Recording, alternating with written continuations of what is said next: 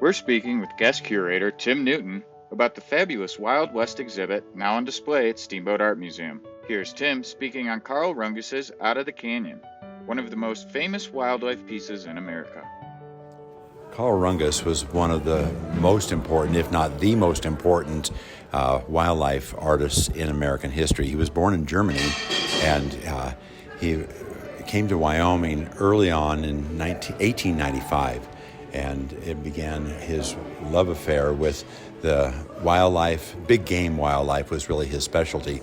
So whether it was moose or elk or grizzly bears, they became his subjects.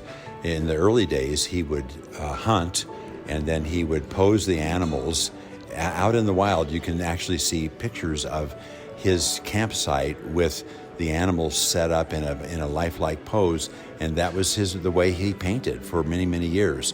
He was living in New York City, and every summer he would come to the American West, and then in the end, in the early 1900s, he would go to the Canadian, up into the Banff area, into the Canadian Rockies, and it was all about engaging the big wildlife that he painted so well.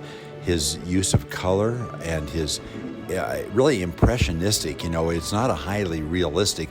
The animals a bit so, but his landscape and his, the trees and the mountains were just, blocked in a wonderful, spontaneous way, vivid colors that made you feel like you were on the scene. So he was here he was in Wyoming in the Wind River Mountains for many, many years, and then he went on into Banff and built a camp there, or a studio that he would paint from and take his paintings back to his collector base in New York City. But he was really one of the great, great animal painters of all time, and certainly in American history. This museum moment was brought to you by the Steamboat Art Museum and Ski Town Media.